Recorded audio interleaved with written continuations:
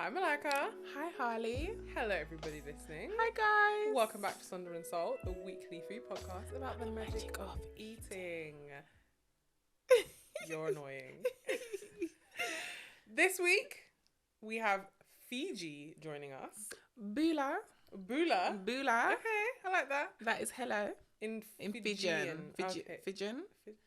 Fijian? I think. So they speak 3 languages in Fiji.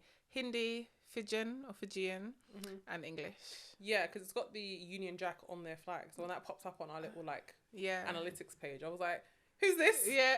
Wait, where is this? What's going on here? Hi. Hi, welcome. Thank you so much for joining us. If you like listening to this podcast as much as we enjoy making it for you, please do not forget to leave a 5-star only review. Facts. 5 stars only. You can do that on Spotify by hitting where you see the little rating things, like a little star and brackets how many there are. Or on Apple Podcasts, you can scroll right to the bottom. Google, I don't think there's a metric, so just DM us what you're thinking. Yeah. Let us know on Instagram. And on Apple, leave us a written review. We share them on LinkedIn and people love them. They do, actually. Yeah. Yeah, we're on LinkedIn as a brand building exercise. So connect with us there if you want to. Yeah. But leave us a review and let us know your feedback any way you can. If you love this podcast so much that you would like to support us, you can buy us a coffee or a herbal tea or a matcha or a fresh mint tea that we have sitting here. If you hit the link that is in the show notes, it is in the bio of our social media and it's everywhere, and you can support the podcast financially that way. Appreciate it. Really, really do. What's your food highlight of the week? Right. Where you been? I've been all over the place. We haven't done these in a couple of weeks. We haven't, because we've had guests. Yeah. There's been a lot going on. If you follow me on Instagram, you'll see what I have been up to. But to be fair, coming back from Lisbon, I kind of cooled down a little bit. On the outings and the antics. Yeah, I did quite a few things around my birthday. Yeah. I shared all of that on my Instagram. But my latest food highlight, and I think I may have mentioned this on the podcast before, but I don't remember when or where, so we're going to run it back. Okay. Is Hill and Shawk. Yes. It's a butcher/cook shop based in Hackney on Broadway Market. And I actually haven't bought like fresh meat from there to cook at home, but I've been to the cook shop, which is like a restaurant basically, 3 times now. I absolutely love it. So the reason why I love them, outside of the good food, is their ethos. I think is really important and really interesting. It's a small herd, whole carcass butchery and cook shop supporting sustainable British farming. If you go on their website, they talk about the negative impact of intensive commercial farming, how it's destroying the planet. And on a side note, we'll talk about it more in detail another day. The beef industry is labelled as one of the biggest sources of CO2 emissions and how it's really dangerous to the planet. Some people say controversial, but I think just the scale of farming is the issue. So industrialized agriculture, basically. Exactly, yeah. So they believe in regenerative farming that results in better quality as well as a better environmental impact. They work with small independent farmers who rear their livestock using traditional low intervention methods, less waste, high standard of produce throughout their butchery, deli and restaurant. And honestly, the quality of the food, banging. It's not an extensive menu. It's very small. It does change, but for the most part, it's always meat. Yeah. They rarely do any kind of fish. They definitely don't cater to vegans. I'll be honest, don't go there if that's what you're on, because it is a butcher's shop, essentially, that turns into a cook shop. They've always got a bit of beef, etc., lamb. Yeah. I actually had a pork chop from there, my first whole pork chop that I ever had in my life. So, yeah, went there the other day, had my first whole pork chop. Don't miss us any pork. Do you know, I've never had a whole pork chop like that. And psychologically, it was a lot for me. Right. Because I do have a fear. I know it's probably a bit much. I do have a fear of getting like worms just because my body isn't used to processing pork. But I'll be so real with you. It was fantastic. And it had like this apricot mostarda or something on the side. It was really good. They had like lamb chops with braised tomatoes and it was just lovely. But on this occasion, I had the chicken supreme. And I actually saw them post on Instagram yesterday that the chicken supreme is back. I commented, can I get this tonight? They said yes. And I was there the same night because the chicken supreme I had in 2022, it came with a sweet corn miso puree. It was one of the best things I've ever had in my life. And the reason why, chicken supreme is done with the breast meat, basically. You would never know it was chicken breast. And the reason why it bangs is because they pan fry their chicken and then they poach it in like stock or whatever sauce or juice or jus, whatever, in the oven, I guess, until it's cooked through. It is so juicy and tender and succulent. Beautiful. I absolutely love it. And it was so funny because when I went there the last time, they didn't have chicken. He actually recognized me because I made such a fuss about them not having chicken. Had it with some of their crispy potatoes on the side, which are really good. A salad. It was like a mixed leaf salad, really good. And then they had these clams. And it was cooked in like a bit of cream, white wine, other bits and bobs. And it came with these little fennel flowers on top, which were really, really nice. I've never had fennel flowers. And I don't know if I've mentioned this on the podcast, but I talk about it on Instagram a lot. Probably. I'm really sick of microgreens being thrown on my food. I hate it. And the fennel flowers just added like it was like a kind of perfumey, floral essence to the clams. And it was just so good. And then I had potato sourdough bread with this rich butter.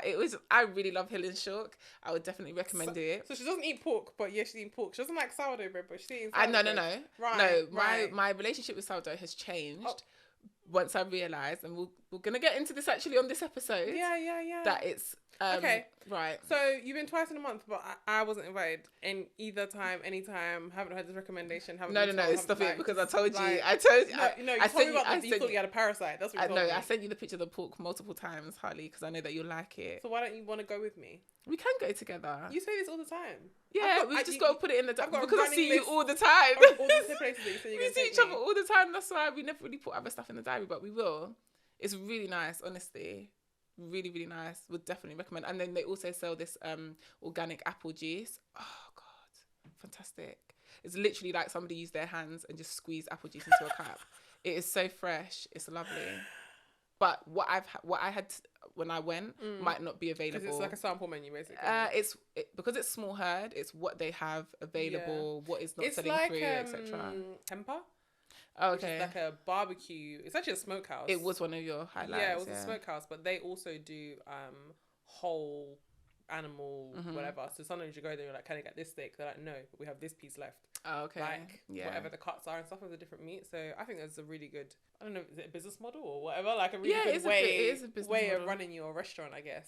You have to go with an open mind because you actually don't know what's on the menu. You have a general idea of what they're gonna sell, what they're gonna serve. But you know what the quality is generally. Yeah, the quality, A1. What did you have? What is your food highlight of the week? My food highlight of the week is a tapas restaurant. It is does that mean the prawn? Prawn is gambas, no? Gambas? Oh, okay.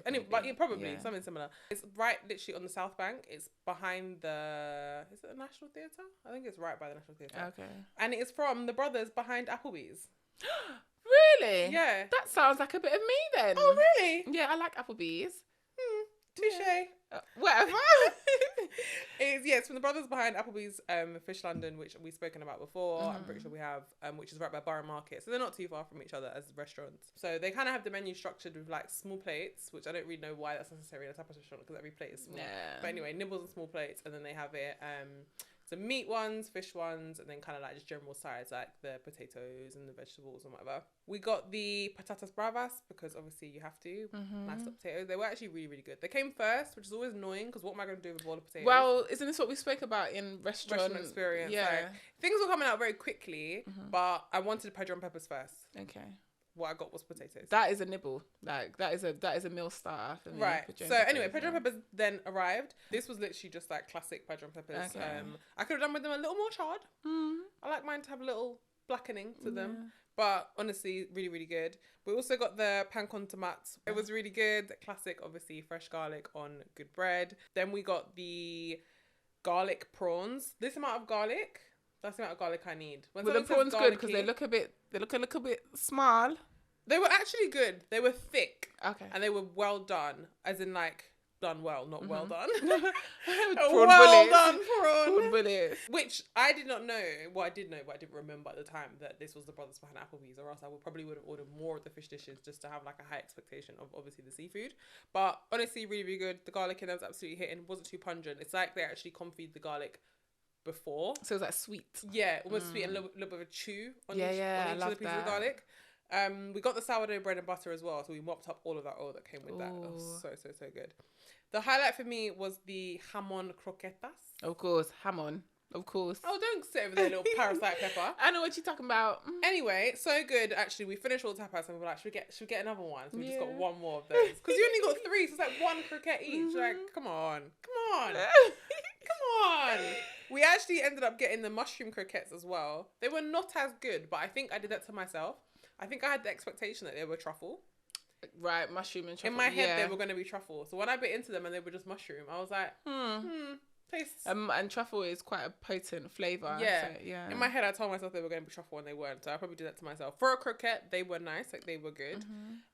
We got the kind of calamari. I think it might have been actually down as... fried squid. I was going to say, I think it might have actually said like fried squid. Yeah. This was the one thing that let me down. It was too you said that on Instagram. Like when they cut, it's like the tip of the calamari, was like little bits. Too scraggly, and then you ended up with like more batter scraggles than actual like coated pieces of squid. No, I would have preferred if it was just rings or just like chunky pieces or just substantial. Something substantial. Prior to all of this, we got a jug of red sangria. Sorry, I know you're a white babe. Was it good? It was really good. The only thing is it had so much ice in it. It was melting quickly. It was just like, it was rainy. It was like, for Great British summer. I was like, to be honest, this could have hit if it was just like a moody red. Like a slightly room temperature sangria would have done me just fine right now. But honestly, overall, it was really, really good. Obviously, I was in good company with my girls. I really enjoyed it. I would definitely recommend it. I think I gave it like a 7 out of 10 or 8 out of 10. I think you gave it 7. Yeah, 7 out of 10. The squid let it down. It would have been an 8 out of 10 if that. To me, I told you I used to be the calamari queen. I used to go to places to review them on my blog, calamari. You did say. I did say. Yeah. So that is probably that means. So what else let it down then? Those 2 points that we had to ask for the bread like 5 times. Okay. When we'd ordered it. Okay, so it's more like the experience. The experience, not exactly the food. Cool. I'm gonna check it out. Then. And then I rarely give places a 10 out of 10. I won't lie. Yeah. I feel like there's always something. Room for improvement. Yeah, there's always something. 9.5. So today we're talking about me. We're talking about me too. Okay. But we're mainly talking about you. Yeah.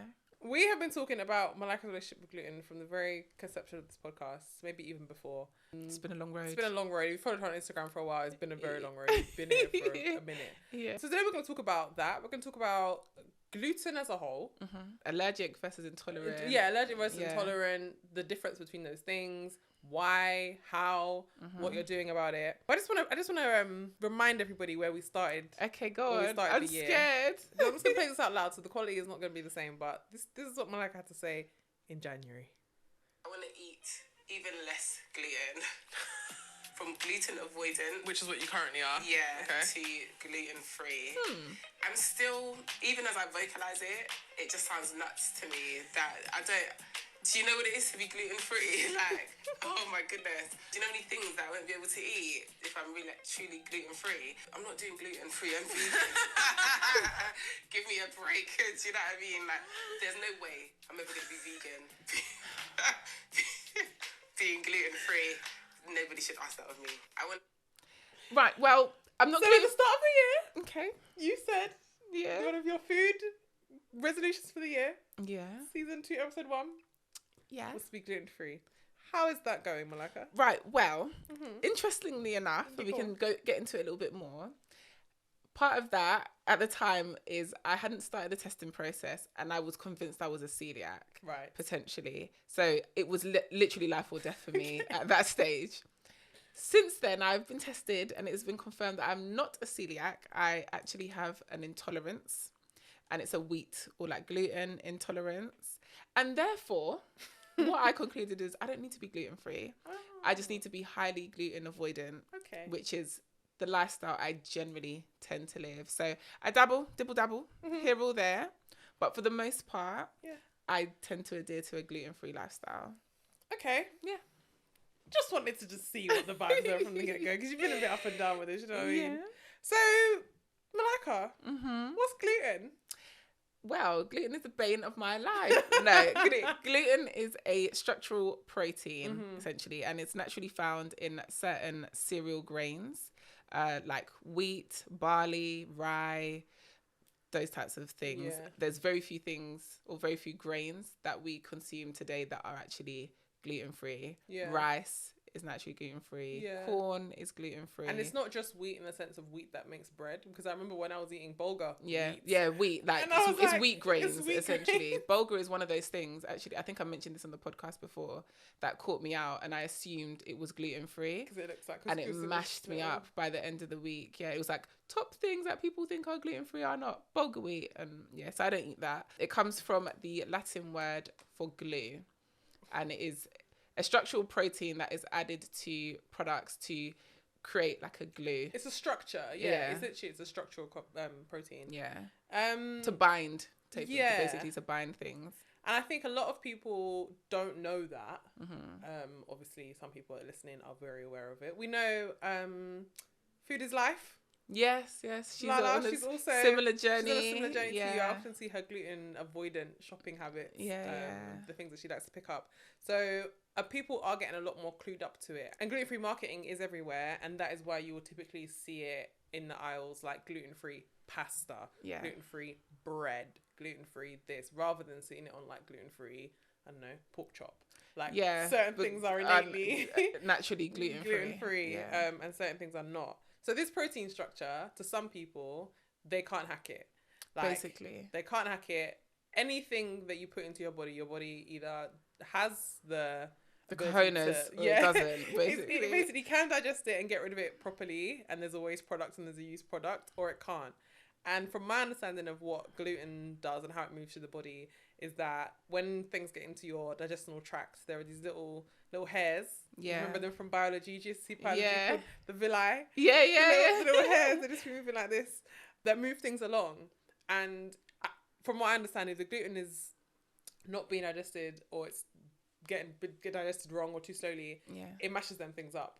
Yeah. So it messes up the digestive tract. I think they said like the starting point for where it can all go wrong is in your small intestines. Yeah, and the bile production as well. Yeah, nothing's moving along basically.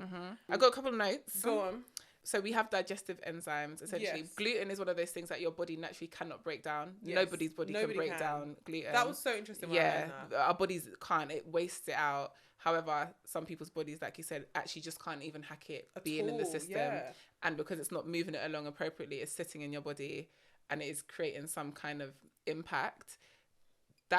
And the impact that it has depends on whether you're a celiac or whether you have an intolerance or a sensitivity. Protease is the enzyme that helps our body break down or process proteins, but it cannot completely break down gluten. Undigested gluten makes its way to the small intestine, and people that can handle it don't have any problems, but in some people, this can trigger a severe autoimmune response, which is when you're named a celiac, or you can just have other symptoms like gas, bloating, sometimes more severely constipation, diarrhea, and that is the sensitivity. Basically, yeah. It feels like to me that everyone's gluten-free now. Like, it feels like everyone's gluten-free, but I think only 1 in 100 people in the UK are actually celiac. Yeah. Being a celiac is not a joke. It's not a joke. Yeah. Like, it's not something that you can really take risks with. Yeah. It's, it's a major allergy. It's akin to it's an allergy. Allergies are life-threatening, essentially. That's why you have to be clear as to whether you are allergic to something or if you are sensitive. Or if it is just a preference. You just don't like how it makes you feel. In the research for this episode, we listened to a bunch of podcasts, we watched some shows. There's obviously stuff that you know from your journey already. But I will link everything in the show notes below. They're quite reputable podcasts that we used. I'm a nerd. I like to go straight to the science. I even opened a journal about this. I read a scientific paper. Okay.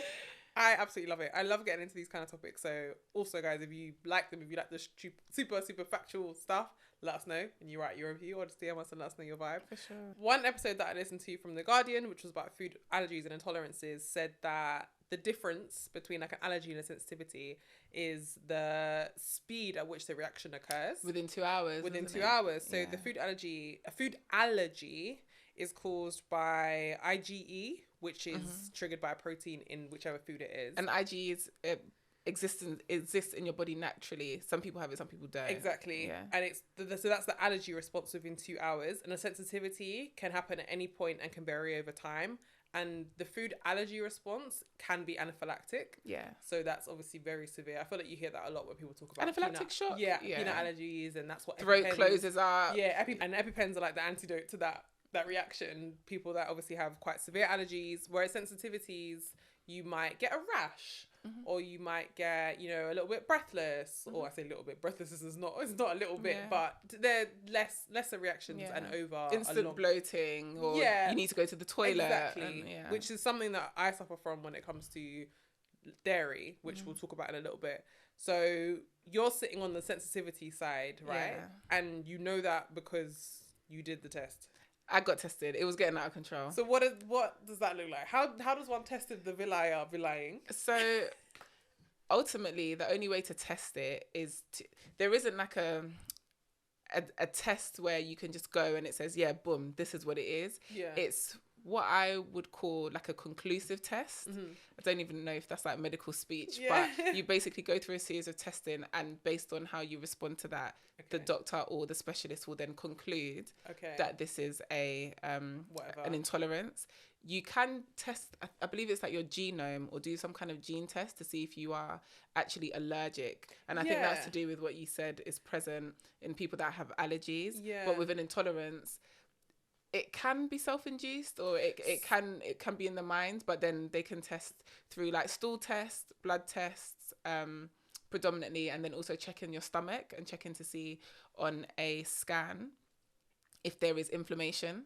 So inflammation is one of the responses for an allergy and a sensitivity, like whether that's in your skin or not. So that's what I went through, private medical healthcare, and I had to do a stool test, and there is I think it's like the amount of proteins or something that show up in your stool. It means that your body is ultimately not processing the food appropriately. And then you do a blood test, and you can just see, sometimes with the blood test, it's not necessarily to see if you have an intolerance, it's to see if there's another underlying condition that could be creating this adverse reaction. So I have Graves' disease, which shows up as hypothyroidism sometimes.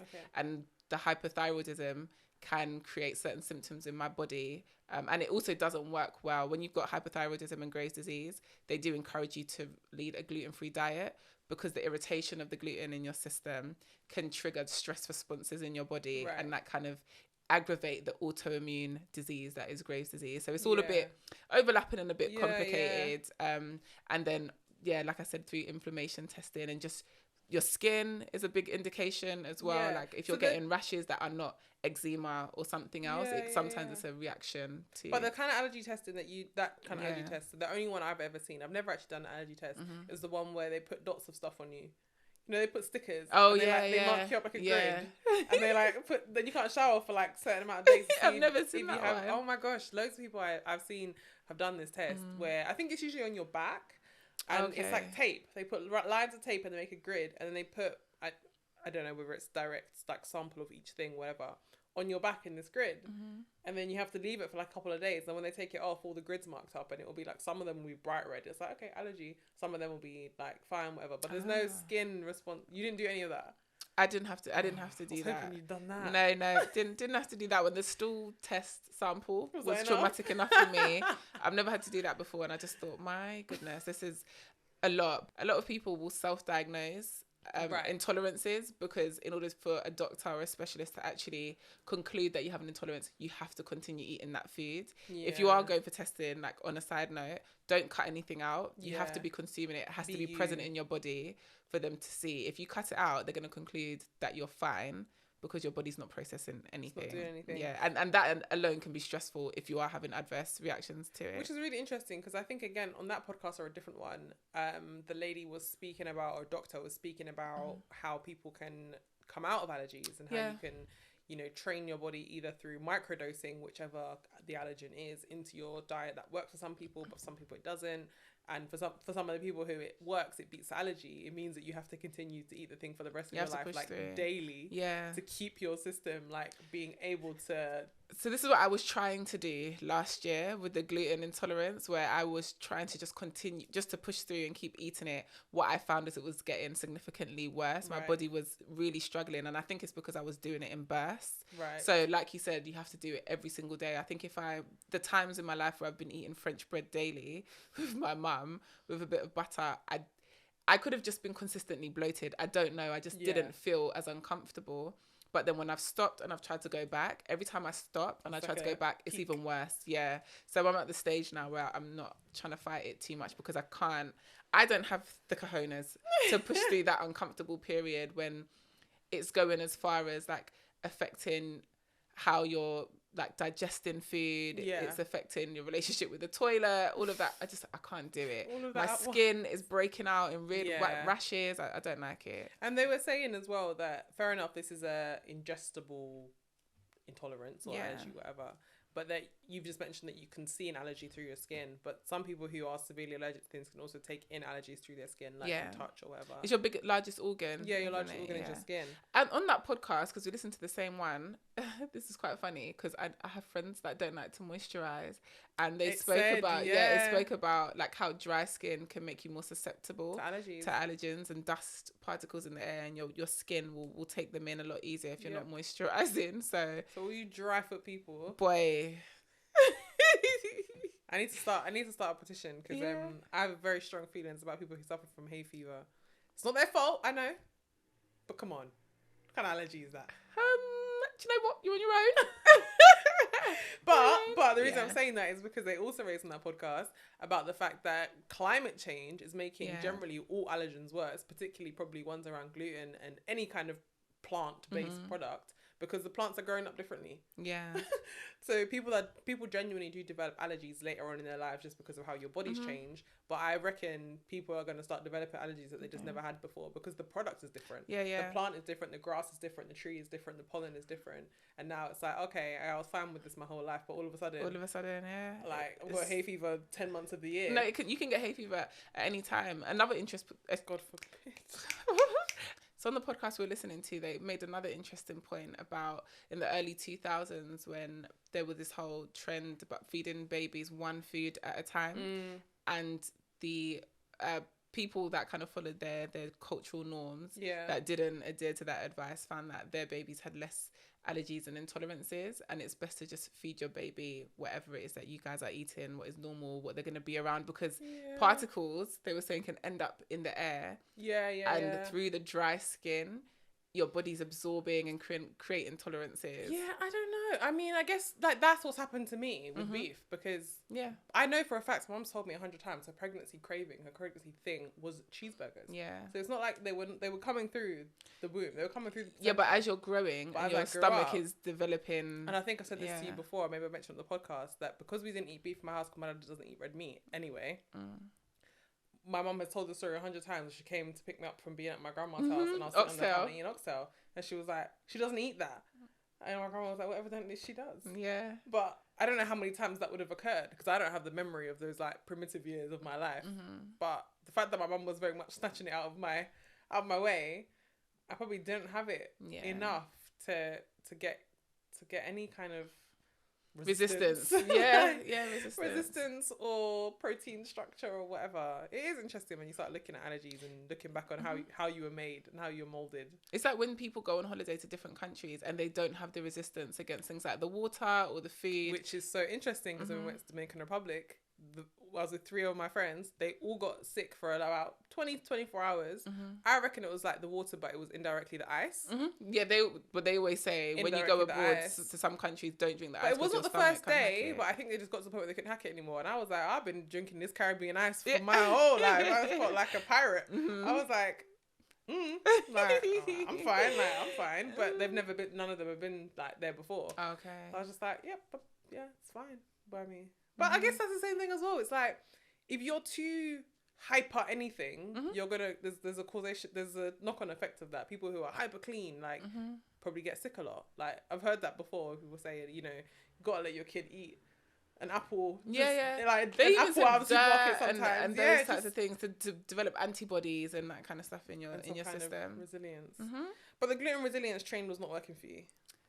No, it so the thing is, with my gluten-free journey, like we said, you could be a celiac and have an allergy, or you can just have an intolerance for whatever reason.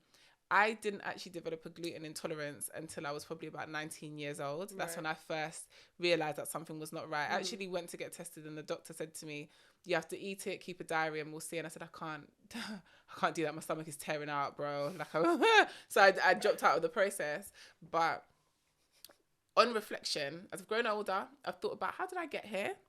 And I think my intolerance was triggered through my dieting and my constant dieting where I'm cutting out carbohydrates, doing low carbs, and then my body just started to struggle with gluten.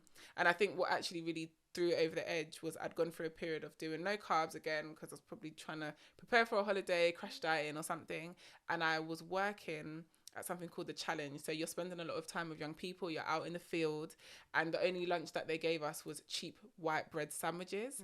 And I think coming from having no gluten basically to the worst to having the worst, the cheapest, the most gluten filled product, factory bread is awful.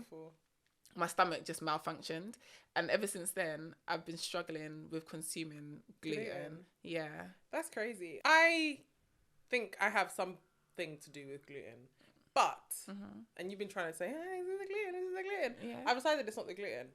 I've decided that, as you said, we're not built to actually digest gluten. But I don't have any problems when it comes to gluten. There's no rash, there's no anything. I just get bloated. I get instant burning. Yeah, see, I don't have anything like that. Yeah, literally, I can feel it hit. But I think but now the more I've researched and stuff like that, I was on the verge of being, I'm like, is it gluten? Is it not? I think there is just a fullness that comes with food that we're not supposed to eat. Like a feeling, like I'm allowed to feel something. I'm allowed to eat. So something. You mean you're overeating, Holly? Of course I'm overeating. Do you know who I am? Oh my God. This whole time, so it's just overeating. It's not necessarily overeating, but I think what it is that the foods with gluten in are like, I would, if I had a gluten intolerance, I say this not having one, I wouldn't choose to eat the gluten-free versions of certain foods. I just wouldn't eat them. So when I'm trying to avoid gluten, which I did recently for a couple of days, I did a juice fast, which is, we'll talk about another time or maybe later. I was just emptier. I see. Okay. I don't think I'm bloated. I think I've just eaten. Okay. So are you eating, when you're avoiding gluten, because when you're avoiding gluten, are you eating to the point where you're satiated? And when you're not, you're eating beyond that point and that creates the bloated feeling? Probably, yeah. Okay. But then also it's like a pizza is a pizza. Yeah, but if you can eat a pizza and be satisfied unless you're stuffing down too much of it. But that's what I'm saying. If you give me a gluten-free pizza or you give me a pizza, I'm probably just going to have that feeling of fullness regardless because it's cheese and it's meat and it's this and it's that. Whereas in my head, it just so happens that feeling of fullness, I'm like, oh, it's because I had bread. Okay. Because I had pasta. Okay. Of course, pasta, whether it's gluten-free or not, is going to fill you up more than a salad. Yeah, for sure. Yeah, so for sure. Just that feeling. But now I'm like, actually, becoming more in tune with my body. I'm like, certain foods just have certain feelings, you know? Okay. Like I don't know though. Should you be feeling, I mean, I think that's probably your portion control because when if you're eating appropriately and mindfully, you shouldn't be feeling bloated once you've finished eating. Correct. And this leads me nicely onto my next topic, which was that gluten is potentially just the unfortunate target. No, babe. No, babe. This is not a placebo. This is real. No. It's not saying not saying it's a placebo. Okay. But that, say for example, someone like me who does not have a gluten intolerance, but when I eat glutinous food, it happens to be next to something else, which is probably giving me a problem. Or it's generally that there are other proteins within wheat, which I heard, and maybe it's one of those. Maybe it's, do you know what I mean? When they were talking about when they did the testing and they were like... They said there were other proteins in wheat that people also had trouble digesting. And that brings us nicely onto FODMAPs. Okay. Because, so FODMAPs are a food group.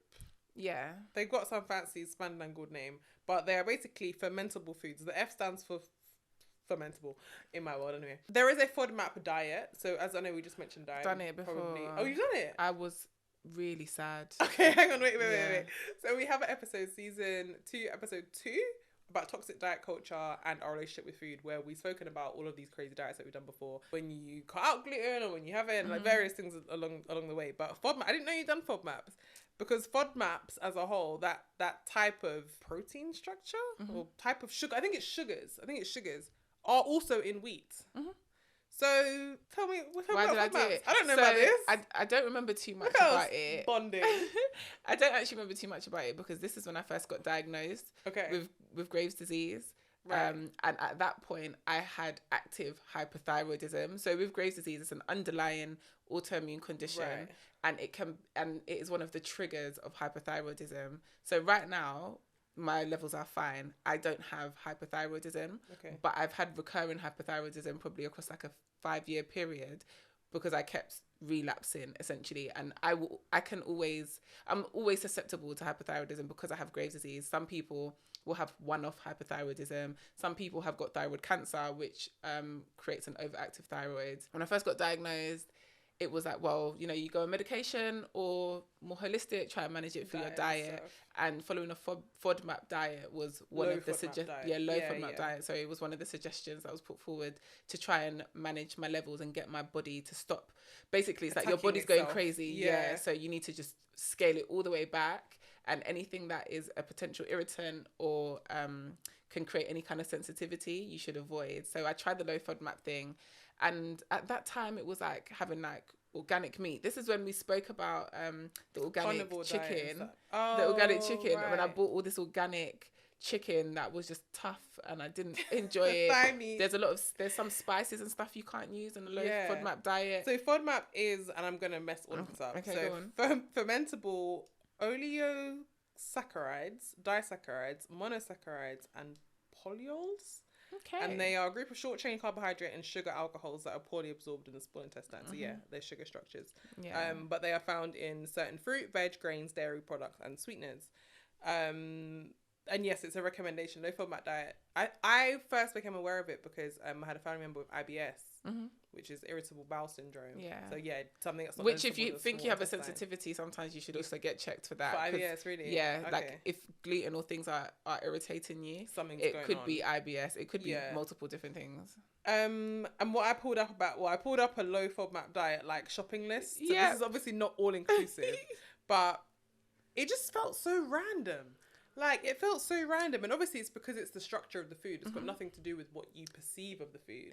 I struggled to create meals. Out of what was left? Yeah, like meals that I could enjoy. Because I would be like, oh, I'm going to make this. And there'd be something that wasn't on the list that, like, I don't think you can have tomatoes on a low FODMAP diet. So, this isn't everything. But by category, just a couple of the things. Vegetables. Sorry, things that we can have? Cannot have. Oh, cannot have. Vegetables, you cannot have artichoke, asparagus, cauliflower, garlic, green onion, mushrooms, onion, and peas. No onion and no garlic. Yeah, well, I would have fallen on the ground. Fruit, you cannot have apples, apple juice, cherries, dried fruit, mango. No mango. What? Nectarines, peaches, pears, plums, or watermelon. So basically, summer's cancelled. Basically. No dairy or dairy alternatives, including soy. No, obviously, wheat, rye, barley-based breads and stuff. No high fructose corn syrup, honey. Wow, no honey. And then nuts and seeds. No cashews or pistachios. That's all the no's. But then the yeses, which, this is like the most random... Like, you basically got to have egg on... Is this the one that considers nightshades? Because that I might have even gone one step further, and I was told to like remove nightshades out of my diet. And tomatoes are nightshades. Yeah. So, but this isn't all inclusive. This is just like a shopping list from the Cleveland Clinic, like a recommendation kind of thing. And then low FODMAP alternative, so things that you are encouraged to include in your diet. Vegetables. So it can't be nightshades because it encourages aubergine. Okay. Is there low FODMAP diet and no FODMAP diet? Maybe, but low FODMAP would let you have aubergine, green beans, bok choy, bell peppers, carrots, cucumber, potato, tomato, and lettuce. Fruits allowed are grapes, kiwi, mandarin, orange, pineapple, and strawberries. And then you can have almond as an alternative to dairy. You can have certain cheeses, so certain hard cheeses, or brie, camembert, feta. And then protein sources. Oh, good, eggs. Yep. Can have an egg, sweetheart. Golden yolk. Some firm tofu, meats, poultry, seafood. Obviously, you decided to then go down the organic route with that. You can have black pepper, and you can have Italian herbs. I don't know where the rest of the seasons are. I remember. Okay. And you can have dark chocolate, maple syrup, and rice malt syrup. And then macadamia peanuts. I think it's like there's like spices and stuff that you can't have. And I think I remember I may have been doing something like avoiding nightshades because I have Graves' disease and hypothyroidism. I've got a whole book at home. I will put it in the resources if you've got a similar situation and you want to do some research. But I remember baking this organic chicken, and I used, I think, salt, a bit of black pepper, and Italian mixed herbs in olive oil, and it was just, I don't know, I just didn't hit. It was awful. It was the worst roast chicken. My parents tasted it and they were just like, sorry, why are you doing this again? I was like, this my life, to save my life. Do you know what I mean? I was really upset. I was really sad. I think it's just the level of restriction. Yeah. After a while, just having to think so hard about what you can and can't eat and checking a list to see if it's okay, it was getting a bit much for me. But looking into FODMAPs, to link back to how I think about what's going on in my gut when it comes to certain things.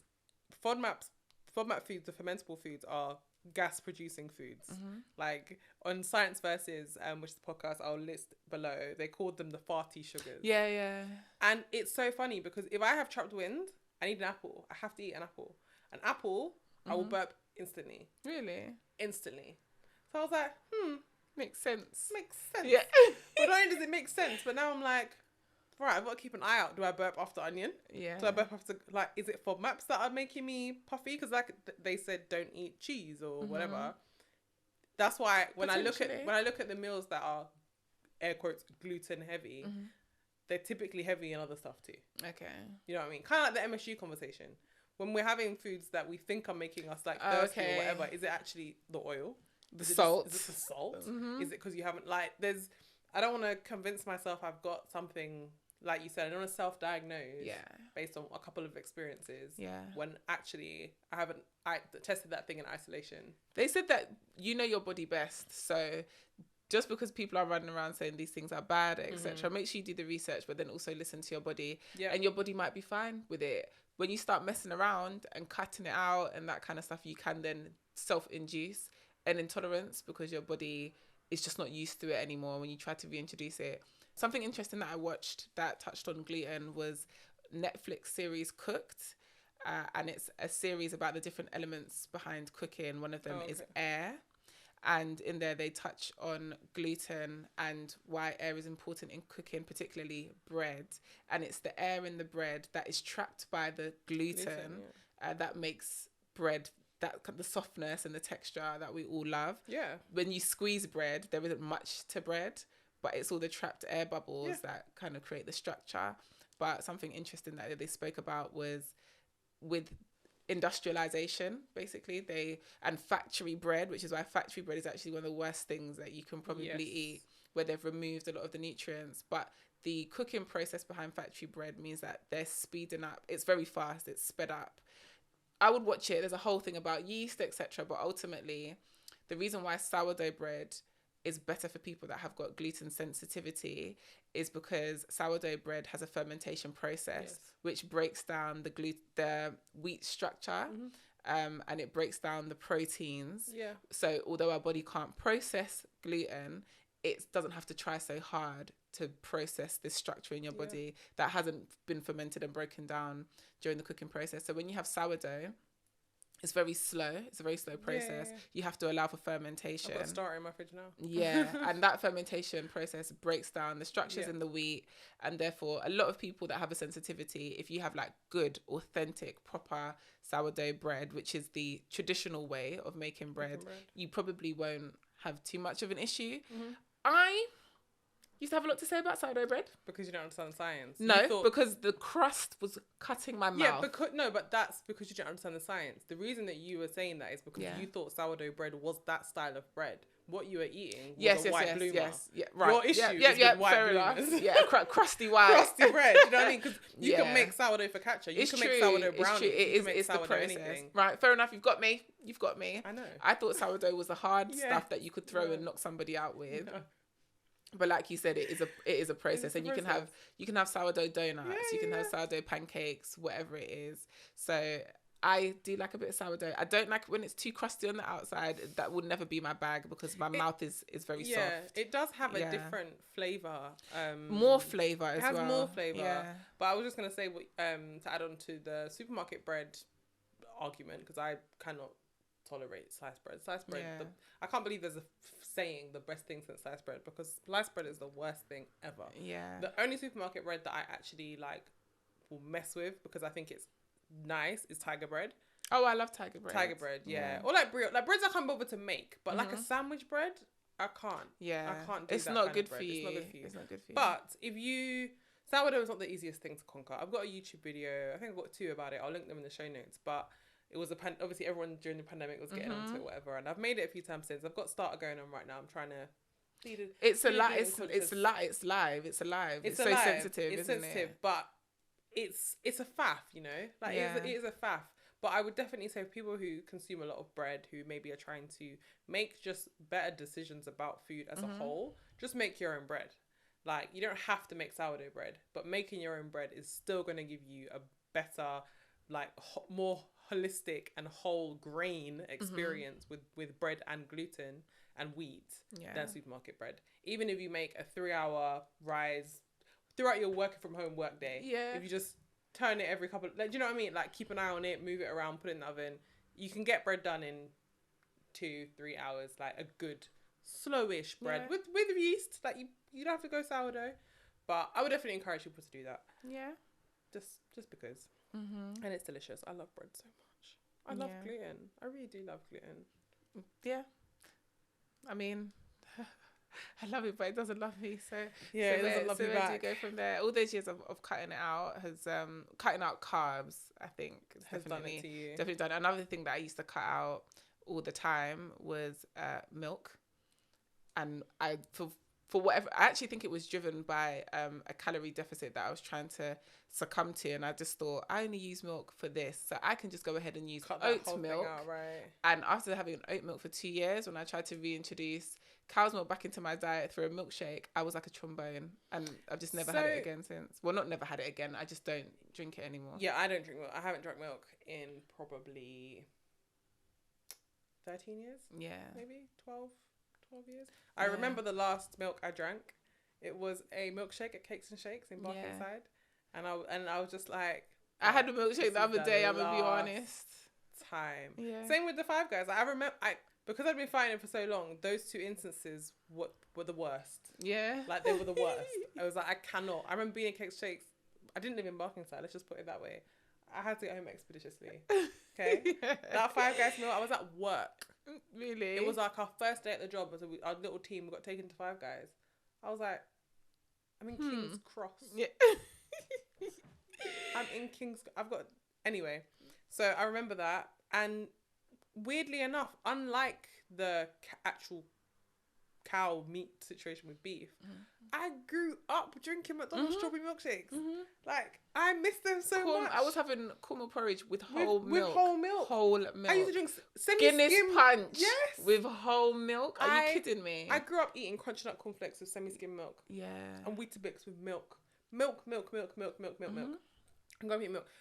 Strangely, I didn't grow up eating cheese. So that was a flavour thing. That was just me and cheese. I grew up eating yogurt. I grew up eating ice cream. I grew up eating dairy fully. And with no problem. Like, obviously, my parents would have noticed before I was conscious to know that this wasn't okay. Absolutely fine. No problems. I used to back McDonald's strawberry milkshake like it was... You were trying to get it can't come in. The suction. Oh my gosh. Yeah. So, sometimes I miss it. Some days I just think, when I walk past McDonald's, so I still will go to McDonald's, and I'm like, one last ride. I went through a phase the other day of Oreo milkshakes, and it wasn't pretty, but it tasted good at the time, and I had to wrap it up. I said, it's enough. So I've never chanced it again. Not ever, but I decided to learn about lactose. So this is ages ago, because obviously this has been going on for a long time. And yes, there are developments in the market with lactose-free things. I typically drink oat milk, or almond milk lately. Homemade almond milk. That's a story for another day. But anyway, but my decision to do that and just move away from dairy rather than lactose is because I think my thing is dairy rather than lactose. You think it's cow? I think it's cow. Yeah. Like, I think it's cow as a whole. And when I was looking into how that works and why, say for example, obviously I bake.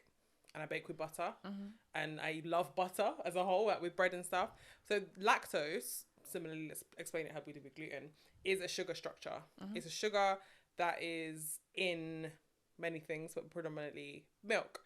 But dairy is a byproduct of cows. That's why as well. I think people always get confused when they vegetarian and vegan diets because things are framed as eggs and dairy. Yeah. But eggs are not dairy because dairy are products of cows. My decision is anti-cow. But generally, lactose is not... All dairy products are not made equally. Mm-hmm. So in terms of products that have the highest amount of lactose in it, it's milk. Milk has the highest amount of lactose in it of all dairy products. Yeah. Then it's soft cheeses. And generally, they're higher in lactose compared to hard cheeses. Yogurt. So... This all just feeds so nicely. We are made for each other. Okay. Because the reason that yogurt, and I personally feel the effects of these things in this order is better than milk for me, is because yogurt is fermented. Right. Fermentation breaks down lactose. Same with ice cream. On yogurt, before we move on, Go on. If for people that do have a dairy intolerance, one of those products that are really low in lactose, I think it is Greek yogurt. Yeah, and they say the same thing. I think it's because it's strained. They say, like, if you've got a thing, try it. I tried it, wasn't for me. Really, Greek yogurt, 0% fat Greek yogurt works for me, but for some people it will still irritate. I even tried it in Cyprus. Really? I was like, I'm here at the source. I'm here at the source. I think mash me up. Really? Not good. I do take Greek yogurt. Very bad. Next on the list, like going down the rankings, is ice cream. And I always believe... Ice cream or gelato? Probably the same burger. Well, there's more... Isn't that the fat content? Okay, it's the fat content. There's still milk derivatives. Yeah, okay. But also, I think certain ice cream, and I guess it's industrialization of it, they churn with heat. Or like there's a heat process in it which breaks down lactose. If you cook something, you break down sugars or whatever.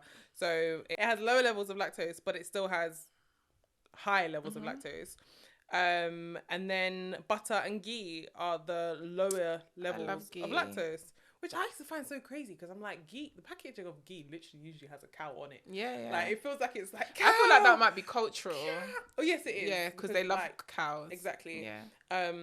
But yeah, butter, it's low in lactose, but it does contain some.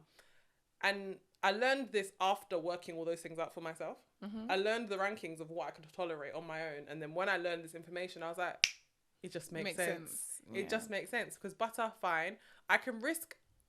I sometimes risk ice cream at the cinema. Or I will have it at home if I'm having dessert or something like that. The Ben and Jerry's stuff. Yeah, but the counter. Oh, okay. Yeah, you did say it. I feel like we spoke about this. I don't remember what I like episode counter ice was. cream. I love counter ice cream. Oh, I think it was in the dessert person. Yeah, probably. Yeah. Ice cream I will have, but to go out, like, I feel like when I was younger and gluttonous, we offered ice cream. 5 scoops, please. Like, every flavour, 5 scoops. Now I'm like, I'll have 1 scoop. Do you have sorbet? Yeah. Like, I know what's good for me at the end of the day. But I'm willing to suffer the consequences of ice cream. I hear it. Yogurt cannot. Cheese? Well, that's what you're out here blaming the poor gluten. It's probably the cheese mashing you up. Well, I know this. Well, yeah, I mean, that you did say that earlier. Fair enough. Yeah. I know this, but anyway, I feel like there's so much in this, but that's just another allergy that I feel like a lot of people suffer with. I didn't go into people the data. suffer with it, but they still try to push through. This is the thing. I didn't go into the data, and I did in a separate medical journal look at the effects of... There are certain dietary things that do affect certain demographics of people more than others. Yes. And people be saying black people are not supposed to eat lactose and dairy. I did not go into the data of this. This is for another day. But I think it's predominant in like somewhere like China that don't have cheese or didn't traditionally have cheese in their diet. Cheese. Yeah. Also places that have high urbanization, just because of agricultural industrialization and scale and all that kind of stuff. Our favorite words. People end up with intolerances and stuff because they're just eating food the way it's not supposed to be. Is it the most processed version? The most processed versions of these foods. So I don't disagree that it would seem that the black community have an issue with dairy products. But I also think it's like the people that I'm encountering are British and Americans. Like we're living in the worst possible place. Like you said, the Greeks seem to be fine. So I definitely think it's down to demographic and the process. France, literally our neighbours effectively. But we'll look into this on another day. If you are interested and want to hear us... Though, when I think about it, like in Jamaica, I feel like a lot of things that we substitute cow's milk for in the UK, it's made actually with coconut milk. Yeah. Like even like cornmeal porridge and a lot of things. I don't know if they were actually making those things traditionally. They're probably making it with water at one point. Of course. Yeah. But that's not just about the dairy products. That's about poverty. Like, animal products are expensive. No, but I mean, if there this notion amongst the black community potentially could be true, from our perspective, if we were to look at certain recipes, you would assume they're made with cow's milk, but I don't know if traditionally they were. And so cow's milk in like a Jamaican diet or in the Caribbean diet might not be as prevalent as we believed it was. I agree with you, Yeah. but that's also a cycle of that built-in resistance. Yeah. Like, we might have the money now to have fridges and cow's milk, but just generally, like, back home, in air quotes, didn't... But is it to do with poverty, or is it just to do with, like, produce that is available in those places and what people do with it? Jamaica. Yeah, but were they making milk out of it? Yeah, true. Like, there might not be they're milk just not milking it, yeah. eating it for like. But I feel like there's beef in China, right? Yeah, but they weren't really having cheese. I feel like it's... This is all speculative, by the way. So this is all speculative. We're thinking out loud, but I definitely Literally. think that it still comes down to socioeconomic issues, because cheese, for example, is a labor-intensive process. So what is the most cost-efficient way to rear a cow and get rid of it and make money to put food on the table? It's not going to be to make cheese. Okay. Ultimately. Yeah. Like, in my head anyway. Like, if I was living in a hot country, it would be very difficult for me to make cheese effectively. I'm just not going to do it. But Italy's hot and cheese is big there. It's not hot. It's not as hot. It's not as hot as the Caribbean. Fair enough. Like, there's differences. But if this is interesting to you, let us know. Yeah, we can have this conversation. This was like a long episode. We haven't done an episode this long in a while. I know. But let us know if that's interesting to you. But that was just my little 2 cents about my resistance or not resistance to allergies in different food groups. I probably have so many more, and as I get older, unfortunately, sadly, have to see how it goes. More are gonna come. And I said this to my friend the other day, that people who are fighting themselves and the way they feel about certain food just because they've always been fine, you're allowed to change. Your body's allowed to change. Just because it's always been fine doesn't mean it's always going to be fine. You have to listen to your body always. You have to listen to your body. And the best way to do that is by eating mindfully. So that when there is a change, you become aware of it. Yeah. How does this food make you feel? Taking time when you're eating your meals. Not stuffing yourself, Harley. You done? Bullying in the workplace. Anyway. Yes, listen to your body, because they, whoever they are marketing different things, like we discussed on the MSG episode, to us as if everybody has to be the same, and that no whatever is a good thing for everyone. Or for sure. anti this is a good thing for everyone. And I've seen, for example, there are certain things that are marketed as gluten-free. I'm like, you are gluten-free. Popcorn. You are gluten-free. Like, there was never any gluten. And I understand production methods might be why you got less things as gluten-free, but gluten-free, like oats. Well, gluten-free rice. Oats is one that used to spin me, but then when we were like researching for this episode, the Celiac Disease Foundation's medical experts recommend only oats labelled gluten-free, as cross contact may occur when oats are grown side by side with wheat, barley, or rye. So patients eating oats from any source can complain of symptoms. So I think oats is one of those that are a bit more complicated, but there are a bunch of things, like I said, popcorn, where they'll just slap it on. They're slapping it on like gluten-free rice. And I think production, yes, but then they're kind of using it as a loophole to hike up the price, because it's just because they can't confirm, especially when it comes to celiacs, if it is not certified gluten-free, it is not safe for them to eat it. So it might not even been grown in the patch next door. But I think people have kind of alluded to the fact that when it comes to gluten-free testing and certification, some people just don't want to do it. And if you don't want to do it, then celiacs cannot have it. And knowing that there's a bunch of people that don't want to do it, the people that do choose to do it, the big companies have got the money. Yeah, they will use it as a marketing ploy, and they also use it to justify an additional price point. Interesting. Listen to your body, not global. But gluten-free oats, if you are a celiac, apparently you should. I didn't know that. Oats. I thought it was a joke. I thought it was a joke. And I've been resisting, and it could have been mashing me up. Like vegan avocado, vegan banana. Like, what are you telling me? Get out of here. What are you telling me? Yeah. Anything else, sweetheart? As the gluten avoidant as the certified gluten avoidant on this podcast? Yeah, I've spoken about different alternatives that I like, gluten-free products. or my favorite brand is Shah.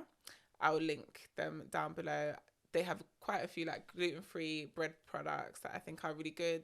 And then also Free, Freee by Dove's Farm. They do really good gluten-free flour. And Mrs. Crimbles. Mrs. Crimbles, that's my girl. I do love Mrs. Crimbles. Her Bakewell tarts, really good. There's quite a few products and the market has expanded. So if you genuinely have a sensitivity or an intolerance, or you are a celiac, then hopefully you're able to navigate a pretty seamless life. I'd say the biggest area that is still to grow is in the restaurant industry. And I get it from a restaurant's perspective. It's difficult. It is hard because you have to make sure that there isn't that cross-contamination and it's hard to navigate. But there was a BBC article which had a few tips for people that are gluten-free or trying to live a gluten-free life. Some of them I actually incorporate into my life already. So it says, get used to reading food labels when you shop. That's actually a habit that I picked up from dieting. Calorie counting. Yeah, calorie counting. But it is really useful because for me, where I regard myself as gluten avoidant, sometimes things are not labeled as gluten free, but when I read the ingredients, I think, oh, there's nothing in here. Yeah, there's nothing in here that would present any gluten. So this is okay for me. Or there are things in there that I realize, oh, this does have gluten. Things like soups, gravies, those types of things that people don't realize, but they're thickened with wheat flour. So really important. I actually remember buying gluten-free gravy granules for you for Christmas, but then you got COVID. Yeah. Oh, this year, use gluten-free substitutes. The market is, like I said, it's expanded, but when you are, gluten itself is naturally occurring, and their science is good, but they haven't been able to create anything that is a substitute for gluten. So just bear in mind that when you're having something that is gluten-free, it is not going to be a like for like. It is the best alternative or like the best offering that you can get. So try and find brands and products that you actually like, knowing that it's gluten-free and it's not going to be the same. I like certain pastas, but they are not the same. Like, that's just what it is. And then remember that a lot of foods are naturally gluten-free. I have a lot of meals throughout the week that just don't contain any grain, any pasta, anything like that, any alternative. I'll just have sweet potato, vegetables, chicken.